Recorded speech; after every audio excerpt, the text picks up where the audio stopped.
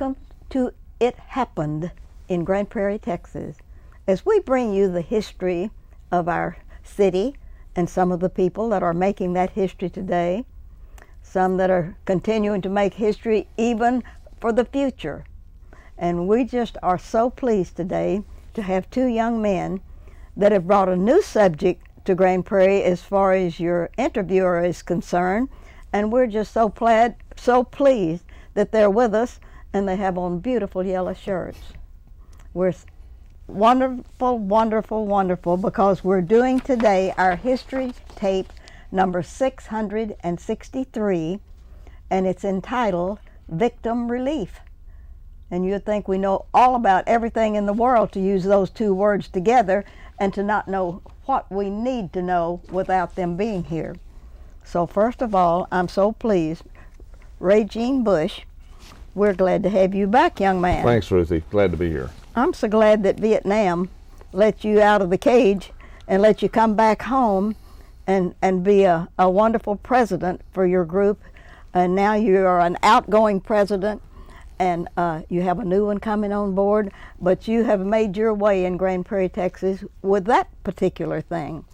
And you have brought a guest with you. Yes, Ruthie, normally in this capacity I've been with you as the president of the Vietnam Veterans of America chapter here in Grand Prairie. Yes. And I'm kind of changing uniforms and changing outfits. I'm the outgoing president of that chapter. Yes. We've elected a new chapter president, Ray Charles Johnson. Oh. And I want to introduce him to you in the future. But I have with me this morning Edward Smith, who is Deputy Executive Director of the Victim Relief Ministries. It's based out of Richardson. And Edward is a resident of Grand Prairie, but he's involved with this Victim Relief Ministries, and he's actually involving Grand Prairie in this, trying to get Grand Prairie's involvement in this wonderful organization. And has the organization already started in Grand Prairie, Texas, and y'all have been busy. We had an initial training session. The initial training session is a 3-hour session. It was held at First Baptist Church on the 18th of February. And I think at that meeting we had like 22 people at that meeting, and from Grand Prairie, yes, representing 9 different churches. And 9 different churches. Correct. Oh, that is so wonderful. So it was great, and this effort, this Victim Relief Ministry, is a non-denominational effort, and it's kind of bringing the spirituality to emotional needs and the physical needs to crime victims, disaster victims, terrorism victims that are within our community and the nation. And it's the a nation. national organization, right? Y'all will branch out if they just give you enough money to go and let's do Oh, this. they've already branched out, and you're going to hear about some of that this morning, Ruthie. That's wonderful. It is wonderful to have you here because you're going to clear the air about this victim relief and everything that's going on. What's happening? What's happening? Well, my history with Grand Prairie, I got here in 1982. Oh, so that is good. Since this is history of Grand Prairie, that's when I arrived in Grand Prairie. What brought you to Grand Prairie? Well, I grew up in Hawaii, so I love travel. Yeah. And so I was led on a path where I ran giant global tourism companies. So I've lived and worked in 51 nations. And I came, if you might remember, Braniff International Airlines. Yes. Oh, yeah. And because I used to fly nonstop to Hawaii, I wanted to work for them so I could keep visiting my family back in Hawaii. So that's how I ended up here. Then I settled in Grand Prairie because it was close to DFW Airport. Yes. My daughter went through the elementary schools, the middle schools, graduate of South Grand Prairie High. Oh, good warrior. So we consider ourselves Prairienesians, Hawaiians and Grand Prairians all at the same time. Oh, that's good. Yes, so that's aloha y'all, if you want to talk about I'll never remember that. Well, tell me about this organization. Sure. Well, the organization was born in 1999, and we like to say that it was born around a bottle of water. And what happened, a man named Gene Grounds, who's the executive director and the founder, and I work under him as his second in command, had a passion for going out and seeing who's there when the police leave. That's his famous question. Who's there when the police leave for a crime victim? And just so your audience knows that in America, every 3 seconds there's a crime victim being created. It's the largest ground zero in America. And God led him to come meet that need. And he would walk up to Dallas police officers in 1999 and he would simply say, I'm a minister. I have a bottle of water. I'd like to give you one because you look like you're under a lot of stress. And if that victim would like somebody just to talk with them, I'm available. And the policeman would say, well, you know, that's not a bad idea. Walked over and said, you know what? The victim would like a minister. And so it was birthed around the parable of the Good Samaritan, a man lying in a ditch where Jesus used the teaching of Yes. to show love for your neighbor, he used a crime report from 2,000 years ago and the response that occurred around that victim and the responder. And from there, this began to morph into serving with law enforcement in Dallas specifically 13 years ago. It's now branched out to several Metroplex police agencies, including, finally, my hometown, Grand Prairie. Grand Prairie, Texas. And we're in Houston Police, we're in Yes. Phoenix, Arizona, we're in California, we're in Mississippi. And on our disaster side, we've had 150 major deployments since ground zero of 9/11, including international trips where we've been in Haiti 9 times, and I've just come back from our 3rd trip to Japan. But it's all happening to teach people right down to your street in Grand Prairie how you can work alongside law enforcement, fire, emergency management to get to that victim of that crisis or that disaster. And what do you hope to do when you get to that victim? Excuse me, I'm fighting a little bit. The first thing we give them is emotional and spiritual care. The very first thing we're showing somebody's hope. You're not alone.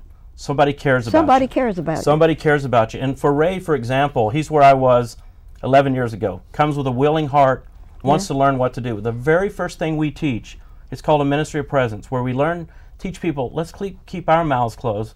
Let's open our ears. Let's hear what that person who's hurting want to say, but you're there as the comfort. And we start teaching people how to deal with people in trauma and grief. But the biggest thing is that they're not walking alone. Yes. And up until then, they had the police as a kind of a friend, but this is getting more personal for them. It's very personal, and you've hit on exactly a key point. The police have a job to do. Yes. They're stretched as it is. Grand Prairie has 221 officers. They're on the go. Okay, as soon as they're working with you, there's another call that's come in, so they have to say, I've got to leave. There's the question, who's there? Who's there to fill in the gap? And And probably more so than anybody else. I mean, the police and the firemen, the first responders realize the void that they are leaving when they vacate the scene. Yes. And so we're filling that gap, and that's what I hope to do. And it's a community involvement, and so we're trying to involve the community and get as many people trained as possible in how they meet the needs of the victims. All I want to know is what started all of this. Who came to? Well, what happened, back to the history of Grand Prairie, Yes. we worked very closely with many denominations, but we happen to be very close with the Baptists. Yes. It was born actually by Gene Grounds as a member of Prestonwood Baptist 13 years ago. Yes. We also provide the chaplains inside Texas Baptist Men Disaster Units. Yes. And being a local Grand Prairian, I've always wanted to come here. Well, Pastor Bill Scar, Grand Prairie First Baptist, Yes. said, I would like to offer my church as the hub to get this started. He began to see in his leaders, and so the leaders began the steering committee and the planning committee. The next thing I know, we're growing this in Grand Prairie. We've now already met with the fire chief. We've already met with the police chief. And our fire chief just resigned. Did he really? Yes, last night night No. before last, we just got his letter of resignation at our last city council meeting. Oh, He's already broached the ground of talking with him, so he's going to have to He's going initiate somebody to else. be with us for until the fall, so don't Okay. worry about Okay. that. He'll help you a Okay. lot. and as far as helping Grand Prairie, just so you know, remember the tragic shooting Yes. at the Forum roller rink, Yes. where my daughter used to go for her birthday party. Yes. We were the ones that debriefed the 25 firemen that had to go in and remove the bodies, deal with the scene. It was very traumatic. The fire chief had us come in, and so we've already had experience with working with those firemen that had to deal with the aftermath. So there again, And yet they have to walk away, and you fill the gap. yes, yes. Who's And there? it's a situation where we're not forcing ourselves into a situation or a place where we feel like we might be needed. We are actually being asked. Yeah. We've developed that handshake organizational skills between the police and the firemen and the first responders, and then we come in at their request. All right. Are we choosing a leader or anything to pull this thing together in Yes. Grand Prairie, Texas? Yes, as we're speaking, we have another chaplain, Glenn Cato, who grew up in Grand Prairie. Yes.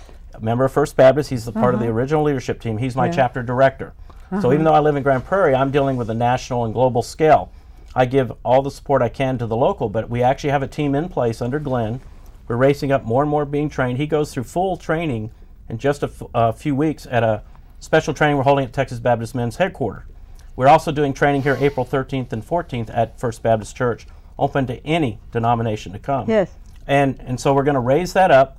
The reason we've already met with fire and police is how to start working alongside them All of the system you see that we do with the Dallas Police will be implemented here at Grand Prairie.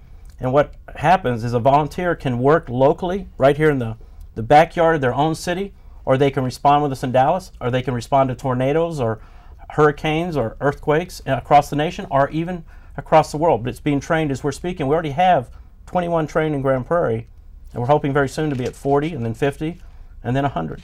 Now, who made the decision that you would have this training class with all of those pages of things that you sent me a copy of the training schedule? That was some pretty comprehensive training. Oh, and, that for was. a 3-hour session, Who that was a lot to decided grasp on that? onto. Well, I along with Gene Grounds, do the writing of the curriculum, also the training director. So All right. I'm real proud of him today because he's doing everything perfect. He's answering phenomenally. Yes. And what you saw in that thing he sent you is just a 3-hour intro. It hasn't even begun the depth and the width that we really get into what we call traumatology and victimology, and also incident command, and many things that you need to have to be this servant to know how to come in with that ministry of presence and how to deal with somebody right there on the spot with a shattered life. And they're looking you dead in the eye, and they want to know, how are you here for me? And it's a very emotional and powerful moment that you have to know how to deal with. All right. Now, do you have to have any money changed? Do you have to be pay for the membership or something? Tell me about that. Sure. Well, the organization itself is funded strictly on faith giving. If you can believe Okay. this, 13 years of this. Yes. We have an association, Victim Chaplains Counselors Association. When you go through the training, you can then join that annually for a membership. Yes. Everything else, the volunteers buy their own uniforms, they buy their memberships, they pay for their own expenses. It's a Yes. true from the heart servant of, I'm going to go out and give my time, my resources, and we provide the system and the network, but they provide the volunteer heart and the serving heart. The biggest thing that you're giving as a volunteer is your time, and because I'm retired, I can do that, but you don't go unless you want to, unless Yes. you're asked to be ready and be available. But if something comes up and you've got something planned, they'll put out an all points bulletin to the group, and anybody that might be able to go that's got sufficient training for that situation may be asked to go and join somebody. It may be within the state. Within the last couple of years, last year or so, they attended the fires, the big fires, forest fires, grass fires down in Central Texas. And Possum Kingdom. North Texas, Possum Kingdom. Yep. They attended those events, and it was helpful, I think, to the homeowners there that had lost homes in the fires. How devastating that might be to a homeowner to come back to your neighborhood and see a home that's all burned up and everything. So they've been really responsive to the needs of Texas. Well, you've been the president of the Vietnam group in Grand Prairie. Yes, ma'am. And what prevailed you to even think about doing something else other than that? And how did you hear about it? Well, I heard about it through the initial steps that they gave with our pastor, Bill Scar. Yes. And they came in and appealed to us.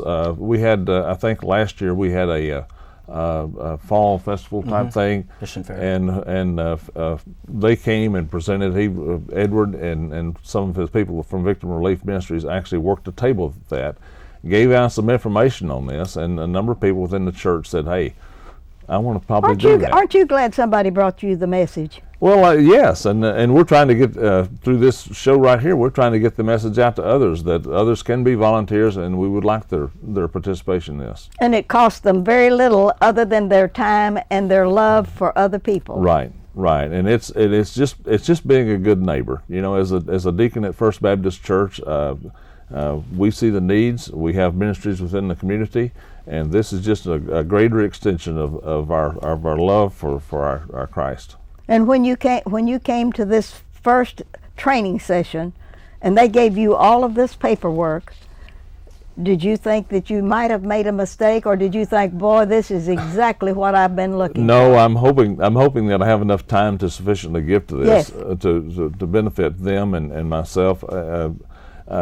Everybody is torn in many different directions, but at a time when you can help others and possibly do that, that's just a good thing, Ruthie. Is this for one gender or two genders? Oh, All no. genders. No. We had as many women in the training session that took place on 18th as we did men. And a lot of man and wife teams are working at this. Including my wife, Adela Smith, Yes. works right alongside of me, has trained to go out with me. And when you talk about when you talk about victim relief, you're not talking about necessarily a mass victim relief thing. Yes. It could be an These individual. are individual. One of the prevalent crimes that the Victim Relief Ministries deals with is rape. Yes. And so women on women on that right there is a big example. And there's nothing more emotional involving than probably a rape victim. Yes. And when the police leave there, when the firemen leave there, the police leave there, that victim is left alone unless she's got some support, and we're offering that support. That's wonderful. All right. I'd like for you to ask Edward to look out into the guest camera that is here and invite anyone that is interested in this and to give a magic telephone number or an address or something like that. Would you ask him to do that? Perhaps even a website, right? I think you could probably do that. This Yes. is a camera right there. Well, the first thing is you can go to www.victimrelief.org, and that pulls up our home page, our website. If you're on Facebook, just type in Victim Relief Ministries, and you'll find our friend page. Lots of daily information on that. You can reach me at edwardsmith@victimrelief.org, and I'm even going to give out my cell number. That's good. 972-533-3972. Look at your calendars, April 13th and 14th. We're taking a full 2-day basic training to come to First Baptist Church here in Grand Prairie, hosted by them, as we continue to grow this outreach to law enforcement through fire to help victims of crime and disasters. Give us those magic dates one more time, very slowly. Sure. April 13th and 14th, that's a Friday, Saturday, First Baptist Church of Grand Prairie. And just get in contact me, go to the website, victimrelief.org, or email me at edwardsmith@victimrelief.org. We'll get right back to you. Or you could probably even contact the church office there at First Baptist Church, and they would put you in contact with Edward or Pastor Scar or somebody else that's Glenn Cato. I would like for you to look out into that same little camera and tell them that you're very local and you're brand new at this. You're not like Edward, where you have all of the exciting things that's happened in his lifetime already with this, and you've already become a chaplain.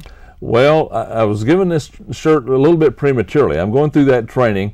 Otherwise, I wouldn't have had a shirt to wear this morning. Not as bright canary as Edward here. Yes. But I'll be achieving this level of I guess attainment or rank or whatever when I go through the training on the not the 13th or 14th, but I'm going through one March. in March here in just a couple of weeks. Yes. But just to let everybody know, I'm new at this, and I have my involvement because I feel led to do this, and I feel like that anybody in Grand Prairie that feels like they could serve in this capacity, I want to put the word out there that you're available to do that.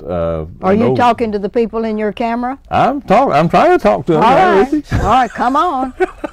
Tell them that it's And really. I think they can just sign up for this and contact Edward or myself or the First Baptist Church, and we can certainly accommodate you. Do you have a magic telephone number? I have a telephone number. If anybody wants to call me, they can call me at my home phone number, 972-642-3040, or you can call the church office at 972-262-5146. Okay, all right. That sounds pretty good. Is there anything that we have left under the cover that we want to bring out and let people know how exciting this is? Well, one of the first things that I want to do is, and one of the first involvements in Grand Prairie, besides the roller rink incident that Yes. Edward's already mentioned, Yes. we've got an upcoming event that's going to be a combined event for the fire and police. The city of Grand Prairie, Amy Sprinkles is working Yes. with this, and this is a run for the wall. This is the motorcycle groups that start in South California. And Now, go. what's the date of that, in June? That is May the 19th. They'll be coming through Grand Prairie, May the 19th, and this is only one of several stops in Texas. And you'll probably have about 400 or 500 motorcycles that'll be coming into Grand Prairie. Most of them will be staying in hotels that are out on 20. The La Quinta and the Comfort Suites hotels are hosting many of those riders. And all coming from California? Well, some of them may join the group along the way, but the group originates in California and will be riding these motorcycles all the way to Washington, D.C. to visit the Vietnam Veteran War Memorial there, the Yeah. wall, as it's referred to. And so this group is called Run for the Wall, and it is an organization. And the Grand Prairie efforts on that is being headed up by Mary Hand, and she's got a bunch of different veteran organizations: the Korean veterans, the Vietnam veterans, Victim Relief is being a part of that. They will be camping out on the new Grand Prairie First Baptist Church property out at Mayfield and Robinson. Yes. They'll be camping out there. At least maybe 25 campers will be camping out there on the night of May 19th. So we'll be out there giving them the water. We'll be out there giving them the support that they need, and watching over their motorcycles and everything while they rest. And how did they get an invitation to come to Grand Prairie, Texas? I think their stop had been previously in the Fort Worth area, and the Fort Worth said, we're not going to do that. So the people in Grand Prairie raised their hand, and I think Mary Hand was instrumental in that, and said, I think we can accommodate you in Grand Prairie. So she started working with the city people, and so they're going to have a hot air balloon rising that evening. They're going to have banners and everything, and we're hoping that the people will line the streets from I-20 to the area. They're actually going to be fed at the Dubisky High School cafeteria on that evening of May the 19th. And I'm sure that we'll have maybe a speaker or two at that event, and we're going to have a lot of the veterans are going to be helping man the tables and make sure that they get everything fed. The culinary group there at Dubisky is going to actually be cooking the meals for the riders, Ruthie. How wonderful! That's great. I'm really tickled that our Grand Prairie city government has actually stepped up to the plate in providing this kind of service for these riders. About 70% of the riders are Vietnam veterans. They have others that have joined them that feel very compelled to be a part of the group, but this is going to be a good event, a big event for Grand Prairie. All right. And are you going to get on a cycle or anything during this time? No, I think I've left the cycle years of my life. But I'll be there, and I'll be out there camping out with them. Glenn Cato is going to have his motorhome out there on our property, and we'll have facilities out there for them to shower and things, probably at Dubisky as well. And so it's going to be a neat evening.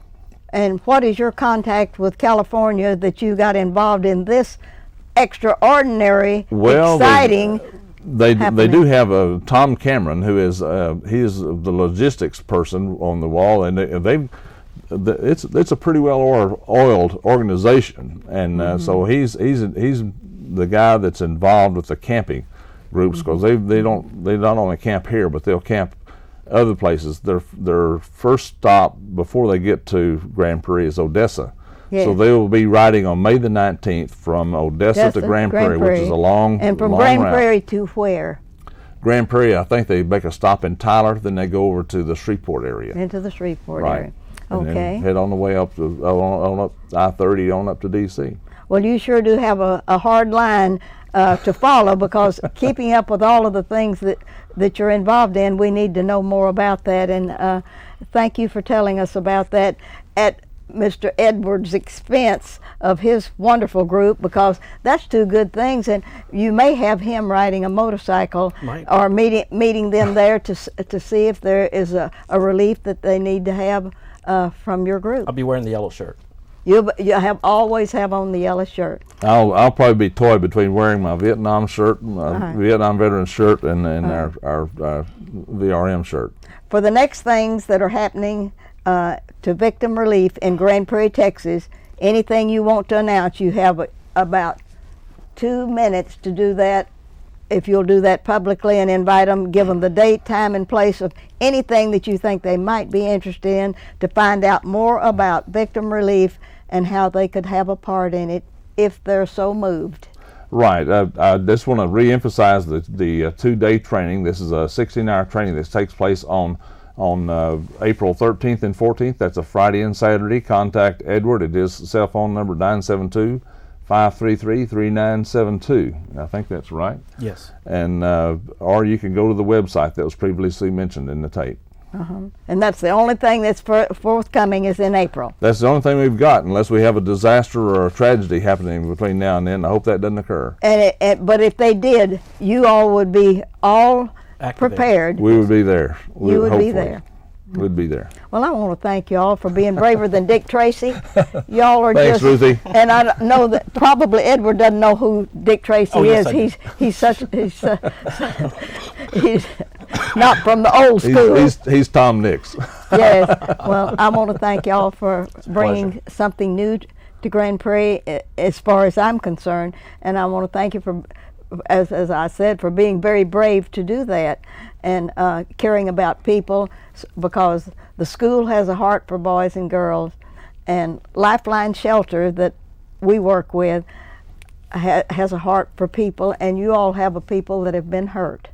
Right. And that is wonderful, and thank Right. you all for being here Thank you for today. having Thank you, Ruthie. And this is Ruthie Jackson reminding you that history is as we live and do, and that we really, really try to make it as just really wonderful as possible, and we like for it to be truthful and to the point.